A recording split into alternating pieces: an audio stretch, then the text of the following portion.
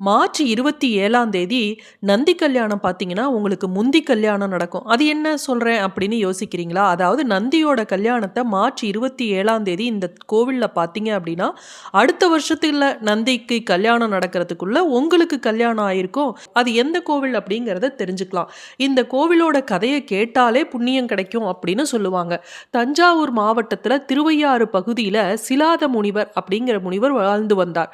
அவருக்கு குழந்தையே இல்ல. அதனால அவர் சிவபெருமானை நோக்கி புத்திரப்பேறு கிடைக்கிறதுக்காக தவம் இருக்கிறாரு. அந்த சிலாத முனிவர் முன்னாடி ஈசன் தோன்றி, நீ ஒரு புத்திர காமேஷ்டி யாகம் செய்யி, அதற்காக யாக பூமியை உழும்போது ஒரு பெட்டகம் ஒண்ணு தோன்றும். அதுல ஒரு புத்திரன் காணப்படுவான். அவனை உன் மகனாக வளர்த்து வா. அவன் உன் கூட 16 வயது வரை தான் இருப்பான் அப்படின்னு சொல்லி சொல்றாரு. அதன்படியே பூமியில இருந்து ஒரு பெட்டகத்தை கண்டெடுக்கிறாரு சிலாத முனிவர். அதுல ஒரு அதிசய குழந்தையை கண்டுபிடிக்கிறாரு. அந்த குழந்தை 4 தோள்களும் 3 கண்களும் சந்திரனை அணிந்த முடியும் கொண்டு விளங்கியது. அப்போது ஒரு அசரீரி கேக்குது, பெட்டியை மூடிட்டு மீண்டும் திறன்னு.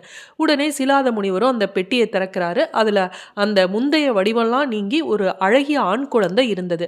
அந்த குழந்தைக்கு செபேசன் என்று பெயர் சூட்டி வளர்க்கிறாரு. 14 வயதுக்குள்ள வேதங்கள் கற்றதோடு அனைத்து கலைகளிலும் அக்குழந்தை சிறந்து விளங்கியது. மகன் நல்லா வளர்ந்து வருவதை பார்த்த சிலாத முனிவருக்கு வருத்தமும் உண்டானது. ஏன்னா இன்னும் 2 வருஷம் தானே செபேசன் நம்ம கூட இருப்பாரு அப்படின்னு நினைக்கிறாரு. இதை தெரிந்து கொண்ட செபேசன் ஐயாரப்பர் கோவிலுக்கு போய் ஈசனை நினைச்சு கடும் தவம் புரிகிறாரு. அவருக்கு ஈசன் தன்னோட அருளாசியை வழங்கியதோடு சிவகணங்களுக்கு தலைவராகும் பதவியையும் ஈசனின் வாசலில் காவல் காக்கக்கூடிய உரிமையும் அளித்தாரு. இத்தகைய சிறப்புகளை பெற்றவர் யாருன்னு தெரியுதா? நந்தியம்பெருமான் தான். இவருக்கு திருமணம் செய்யணும்னு சிலாத முனிவர் முயற்சி பண்றாரு. அப்ப வசிஷ்டரோட பேத்தியும் வியாக்கிரபாத முனிவரோட மகளுமான சுயப்பிரகாசைக்கு மணப்பெண்ணாக பேசி முடிக்கிறாங்க. அதற்காக திருவையாறுல இருந்து நந்தியம்பெருமான் குதிரை வாகனத்துல திருமழப்பாடி வர்றாரு. பக்தனுக்கு துணையாக திருமணம் செய்து வைப்பதற்காக ஐயாரப்பரும் அறம் வளர்த்த நாயகியும் வர்றாங்க. இப்ப திருமழப்பாடியில பாத்தீங்கன்னா சுந்தராம்பிகை உடனாய வைத்தியநாத பெருமான் முன் சென்று இவங்களை வரவேற்று கோவில் திருமண மேடைக்கு அழைத்து நந்தியம்பெருமானுக்கும் சுயப்பிரகாசிக்கும் திருமணம் நடந்தது. இந்த திருமணம் வருட வருடம் புனர்பூஷ நட்சத்திரம் பங்குனி மாசத்துல நடக்கும்.